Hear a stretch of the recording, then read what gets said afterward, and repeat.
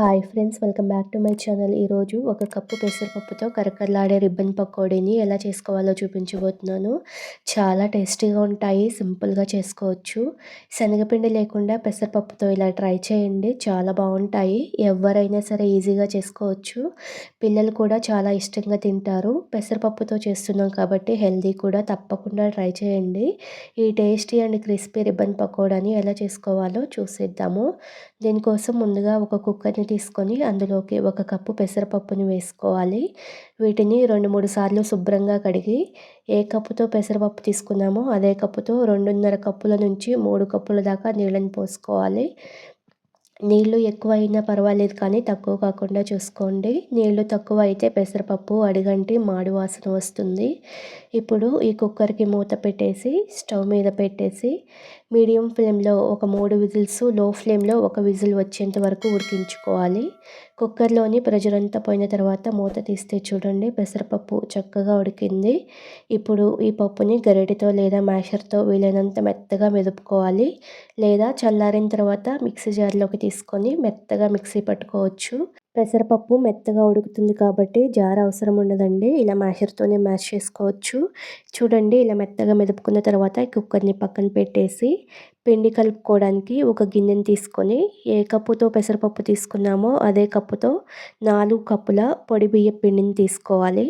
ఇప్పుడు ఇందులోకి రుచికి సరిపడా ఉప్పు, 2 టీ స్పూన్లు, 2 టీ స్పూన్ల కారం, ఒక 2 టేబుల్ స్పూన్ల నువ్వులు, 1 టేబుల్ స్పూను వాముని ఇలా చేతిలోకి తీసుకొని నలుపుకుంటూ వేసుకోవాలి. ఇలా నలుపుకోవడం వల్ల వాము ఫ్లేవర్ పిండికి బాగా పడుతుంది, ఈజీగా డైజెషన్ అవుతుంది. ఒక పావు స్పూన్ పసుపు ఆప్షనల్ అండి, వేసుకోకపోయినా పర్వాలేదు, జస్ట్ కలర్ కోసం మాత్రమే. ఇవన్నీ బియ్య పిండిలో బాగా కలిసేలాగా కలుపుకొని, ఇలా కలుపుకున్న తర్వాత మ్యాష్ చేసి పెట్టుకున్న పెసరపప్పుని బియ్య పిండిలోకి తీసుకొని ముందు నీళ్ళేమీ వేయకుండా బియ్య పిండిలో బాగా కలిసేలా కలుపుకోవాలి. వేళ్ళతో ప్రెస్ చేస్తూ కలిపితే పెసరపప్పులోని తడితోనే చాలా వరకు కలుస్తుంది.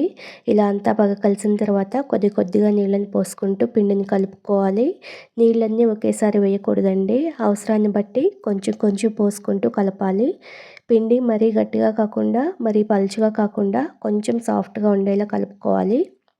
చెక్కల పిండి కన్నా కొంచెం సాఫ్ట్గా ఉండాలి. చూడండి, పిండి చేతిలోకి తీసుకుంటే ఇలా సాఫ్ట్గా ఉండాలి, గట్టిగా ఉండకూడదు.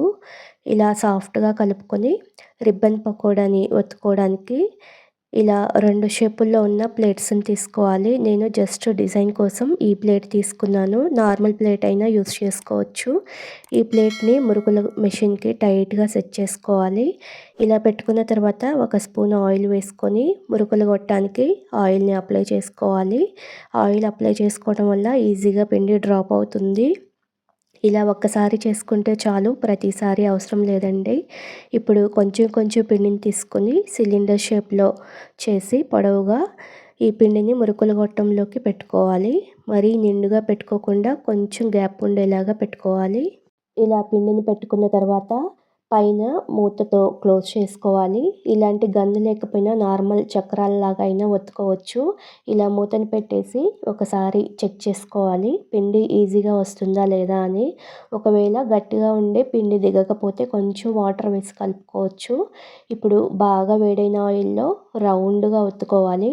కొంచెం ఫాస్ట్గా ఒత్తుకోండి, చెయ్యి కాలకుండా ఉంటుంది, ఆయిల్ బాగా హీట్లో ఉంటుంది కాబట్టి. వీటిని మీడియం టు హై ఫ్లేమ్కి అడ్జస్ట్ చేసుకుంటూ కాల్చుకోవాలి. కొంచెం మందంగా ఉంటాయి కాబట్టి మీడియం ఫ్లేమ్లో ఫ్రై చేసుకుంటే బాగుంటాయి. వేసిన వెంటనే కదపకుండా ఒకవైపు కాలిన తర్వాత స్లోగా రెండో వైపుకి తిప్పుకోవాలి. ఈ వైపు కూడా మీడియం ఫ్లేమ్లో 3 నిమిషాలు కాల్చుకోవాలి. ఇలా అటు ఇటు తిప్పుతూ 2 వైపులా మంచి కలర్ వచ్చేంత వరకు ఫ్రై చేసుకోవాలి. హై ఫ్లేమ్లో కాల్చుకుంటే తొందరగా కలర్ వచ్చేస్తాయి. 2 వైపులా బాగా కాలిన తర్వాత ఆయిల్ నుంచి నిదానంగా తీసేసుకోవాలి. అదేవిధంగా మిగిలిన పిండిని కూడా అలానే ఆయిల్లో రౌండ్గా ఒత్తుకొని మీడియం టు హై ఫ్లేమ్కి అడ్జస్ట్ చేసుకుంటూ అటు ఇటు తిప్పుతూ 2 వైపులా క్రిస్పీగా ఫ్రై అయిన తర్వాత ఆయిల్ నుంచి తీసేసుకోవాలి. అంతేనండి, పెసరపప్పుతో రిబ్బన్ పకోడీ రెడీ అయిపోయింది. ఇందులో మనం శనగపిండి కానీ మినపప్పు కానీ ఏమీ వాడలేదు, పెసరపప్పుతో చేసుకున్నాము. మంచి హెల్దీ అండి, ప్రోటీన్ ఎక్కువగా ఉంటుంది.